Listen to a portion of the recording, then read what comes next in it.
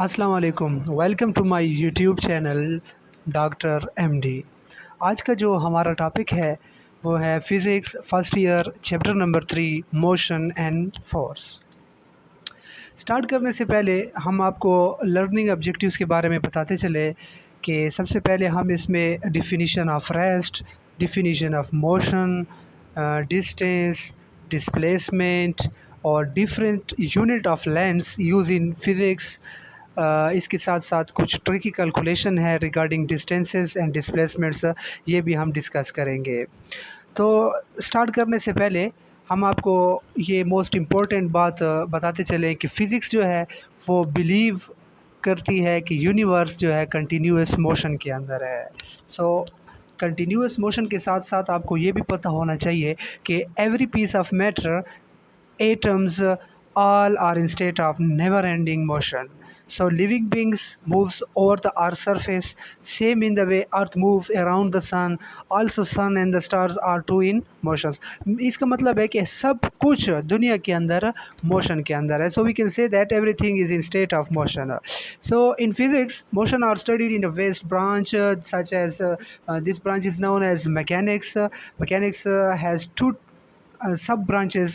Kinematics, we deal with the study of motion without any reference to the force. Also there is another branch called dynamics, which deals with the study of motion with reference to the force. It means कि इस किस्म की dynamics के अंदर हम cause of motion को discuss करते हैं, फोर्स और फोर्स की वेरियस टाइप्स को भी डिस्कस करते हैं, जबकि काइनेमेटिक्स के अंदर हम विदाउट रेफरेंस टू फोर्स हम मोशन के ऊपर डिस्कशन करते हैं। So let's start. सबसे पहला हमारा टॉपिक है rest. What is rest? Rest को डिफाइन करने के लिए हमारे पास दो किस्म के कंसेप्ट है, classical concept and modern concept.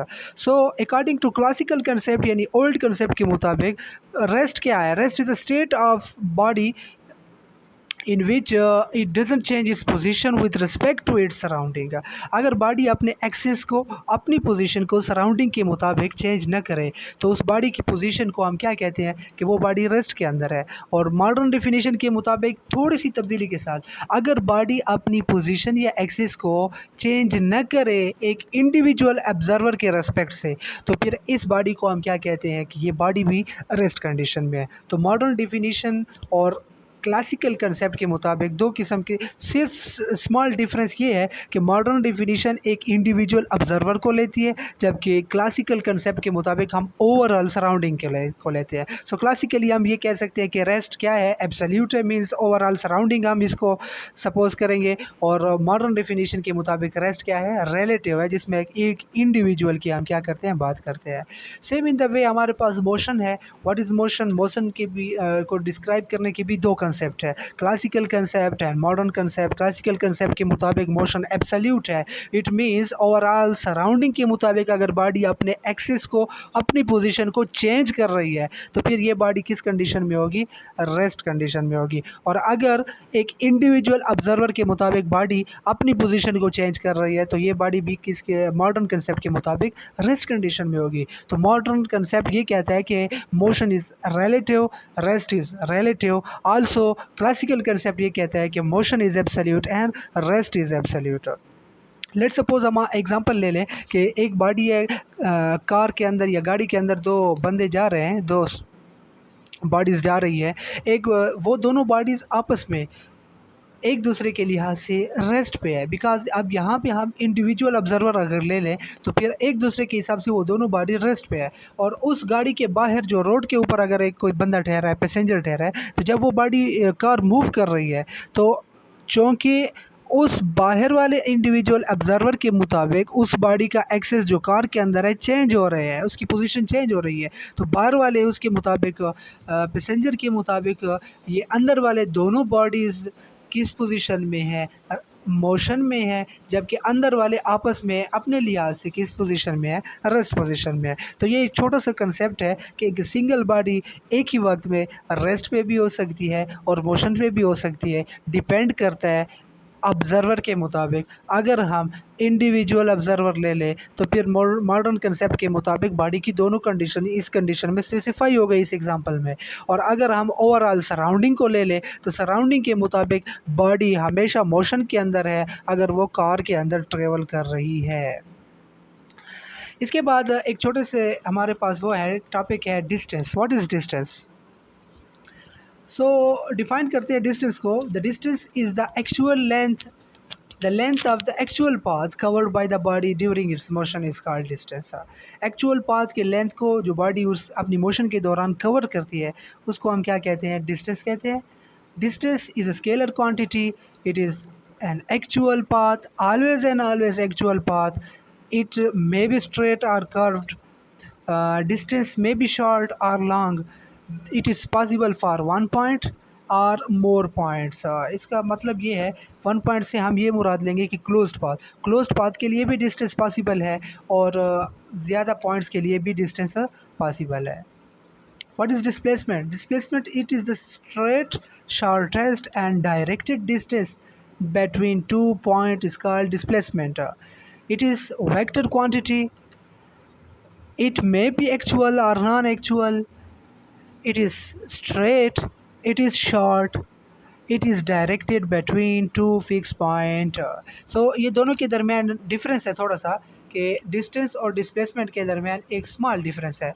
अब यहाँ पे एक पॉइंट है, लॉजिकल पॉइंट, कि एक्चुअल पाथ कौन सा होता है? Actual path is a path which is physically covered by the body.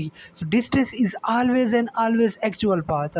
जबकि displacement हमारे पास actual भी हो सकता है और नॉन एक्चुअल भी हो सकता है। मतलब है कि हम इसको सपोज भी कर सकते हैं, क्योंकि हमने डिस्प्लेसमेंट को शॉर्टेस्ट, स्ट्रेट और डायरेक्टेड डिस्टेंस लेना है तो हम एक कर्व पाथ के ऊपर अगर डिस्टेंस है तो हम वहाँ से एक स्ट्रेट लाइन शो करेंगे जो कि हमारे पास डिस्प्लेसमेंट को शो करेगा। ये इस एग्जांपल के अंदर हमें समझ आ रहा है। एक स्टार्टिंग पॉइंट है पॉइंट ए, यहाँ से बॉडी ट्रेवल करती है पॉइंट बी तक। अब दो किस्म के रास्ते हैं, पॉइंट ए से बी तक पॉइंट सी और डी के थ्रू एक बॉडी ट्रेवल करती है और पॉइंट ए से हम एक स्ट्रेट लाइन ड्रा करते हैं पॉइंट बी तक।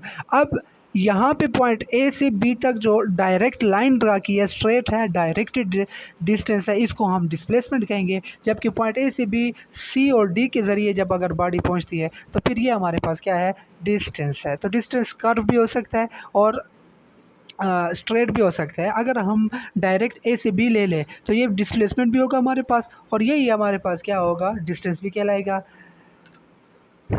इसके साथ साथ हमारे पास एक इम्पोर्टेंट नोट है कि डिस्टेंस में be equal are greater than the displacement.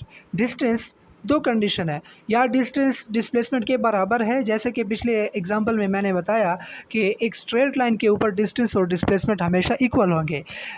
In other word we can say that कि डिस्टेंस हमेशा डिस्प्लेसमेंट से ज़्यादा भी हो सकता है और डिस्टेंस डिस्प्लेसमेंट के बराबर भी हो सकता है। In other word displacement can never be greater than the distance. ये शॉर्टेस्ट डेफिनेशन है। अब यूनिट्स की बात करें तो ऐसा unit of distance and displacement both is metre represented by symbol m, CGS unit is centimetre, cm, FPS unit is foot. For single point और close paths, ये एक इम्पोर्टेंट और बहुत ही ट्रिकी किस्म का MCQs है कि सिंगल पॉइंट या क्लोज्ड पाथ के लिए डिस्टेंस तो नॉन ज़ीरो होगा, जबकि डिस्प्लेसमेंट को हम क्या लेते हैं? ज़ीरो लेते हैं। मतलब है कि एक बॉडी ट्रेवल करे एक पॉइंट से दूसरे पॉइंट तक तो उसका डिस्टेंस हमारे पास नॉन ज़ीरो होगा, जबकि डिस्प्लेसमेंट को हम क्या लेंगे? ज़ीरो लेंगे। अदर यूनिट्स ऑफ लेंथ, ये मोस्ट इम्पॉर्टेंट यूनिट्स हैं जिसको ज़रूरी एज अ फिज़िक्स स्टूडेंट के लिए ज़रूरी है कि इसको याद रखें। अदर यूनिट्स ऑफ लेंथ के अंदर सबसे पहला यूनिट पारसेक, इसके साथ साथ लाइट ईयर बहुत फेमस यूनिट है, इंपॉर्टेंट यूनिट है। इसके साथ साथ astronomical unit AU most important unit, yard ये भी एक लेंथ का यूनिट है, इंच। ये हमारे पास पार्सिक जो है 1 पार्सिक इज़ इक्वल टू, इसकी न्यूमेरिकल वैल्यू को भी आप याद रखें 3.0 multiply 10⁻⁻16 metre. Same light year 9.46 multiply 10⁻15 metre. Astronomical unit जिसको AU से रिप्रेजेंट करते हैं 1.49 multiply 10⁻11 metre. 1 yard is equal to 0.91 metre और अप्रॉक्सीमेटली हम कैलकुलेशन के अंदर 1 यार्ड को 1 मीटर के इक्वल ही लेते हैं। 1 इंच को अगर हम स्पेसिफाई करें CGS यूनिट के साथ कंपेयर करें तो 1 inch is equal to 2.54 centimetre. Also हमारे पास कुछ दूसरे यूनिट है जिसमें हमारे पास 1 micron is equal to 10⁻⁻⁻6 metre. 1 micron, micrometre, micro is a prefix, micron is the unit of length. So 1 micron is equal to 10⁻⁻6 meter, or 1 micro 10⁻⁻6. So also एक दूसरा यूनिट है 1 angstrom 10⁻⁻10 metre, and the last unit is 1 fermi which is equal to 10⁻⁻15 metre. ये logical point को याद रखें कि ये parsec जो है it is the largest known unit of the length in physics. Physics के अंदर सबसे बड़ा यूनिट पार्सिक है और सबसे स्मॉलेस्ट नाउन यूनिट जो है वो फर्मी है हमारे पास। Fermi is the smallest known unit in physics. अब हमारे पास लास्ट सेगमेंट की तरफ चलते हैं। व्हाट कैलकुलेशन है कुछ इंपॉर्टेंट किस्म के। ये हमारे पास s divided by s vector, इसका मतलब है ऊपर वाला s हमें डिस्टेंस को शो कर रहा है और नीचे वाला s डिनोमिनेटर में हमें s वेक्टर डिस्प्लेसमेंट को शो कर रहा है। जब भी हम डिस्टेंस और डिस्प्लेसमेंट को डिवाइड करेंगे तो अगर ये दोनों कंडीशन है तो इनका आंसर क्या होगा? Option A 0, B infinite, equal to और ग्रेटर देन 1, इक्वल टू और लेस देन 1। तो मोस्ट इंपॉर्टेंट वो ट्रिक किस्म क्या है, वही कंसेप्ट यूज़ करेंगे कि डिस्टेंस और डिस्प्लेसमेंट या तो बराबर होंगे, डिस्टेंस या डिस्प्लेसमेंट आपस में बराबर होंगे, या डिस्टेंस हमेशा हमेशा डिस्प्लेसमेंट से ज़्यादा होता है। तो अगर दोनों बराबर है तो दोनों s divided by s cancel, जवाब 1 आएगा। और अगर डिस्प्लेसमेंट कम है डिस्टेंस से तो डिनोमिनेटर जब भी लेस देन नोमिनेटर होता है तो जवाब हमेशा हमेशा ग्रेटर देन 1 आता है। तो s divided by s either equal to or greater than 1, the right option is C option. Similarly ये हमारे पास फिगर है, इस फिगर के अंदर डिफरेंट हमारे पास कैलकुलेशन है, जैसे कि आ जाए कि A से B तक उसको कैलकुलेट करें, लेंथ डिस्टेंस को कैलकुलेट करें, A टू C तक हमारे पास थ्रू B डिस्टेंस को कैलकुलेट करें, from A to D through B and C distance को कैलकुलेट करें।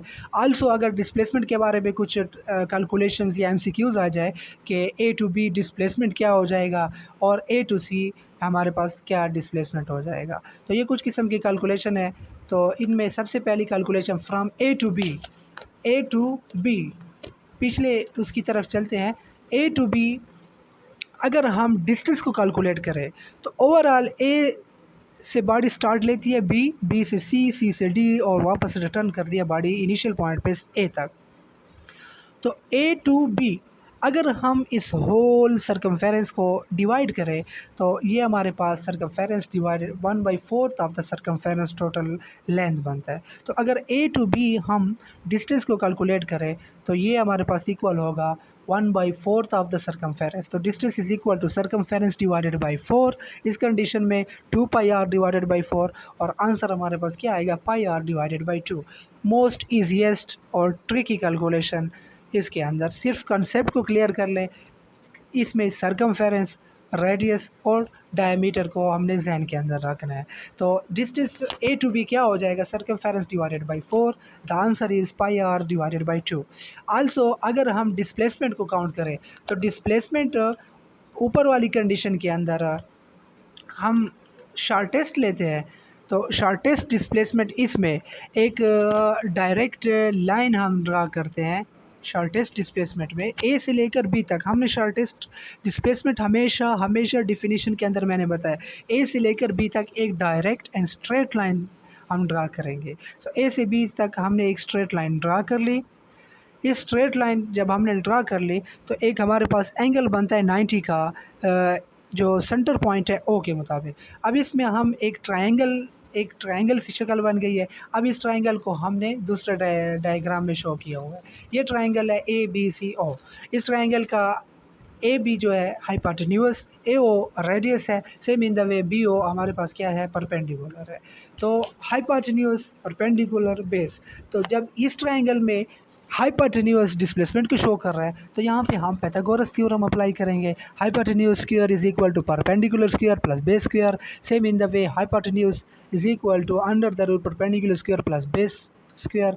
और इसको जब एट द लास्ट कैलकुलेट करते हैं तो आंसर हमारे पास आएगा under root 2 multiplied by R metre. A से बी डिस्प्लेसमेंट हमारे पास पाइथागोरस थ्योरम से कैलकुलेट करके √2 multiplied by are.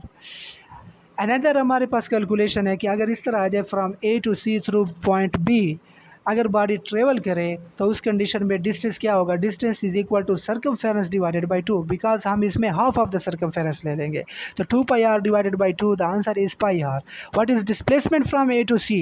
Displacement is shortest and straight directed distance. Right side पे आपको एक लाइन नजर आ रही है ए टू सी, तो A to O is R, also O to C is also R, तो R plus R is equal to 2r। तो इस कंडीशन में 2r मीटर हमारे पास डिस्प्लेसमेंट होगा।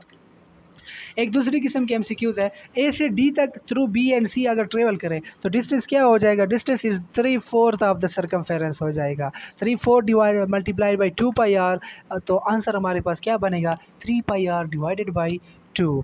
और अगर डिस्प्लेसमेंट काउंट करें तो डिस्प्लेसमेंट को उसी तरीके से पाइथागोरस थ्योरम से एक स्ट्रेट लाइन ए से डी डायरेक्ट ड्रा करेंगे और आंसर हमारे पास फिर क्या बनेगा, √2 मल्टीप्लाइड बाई आर बनेगा।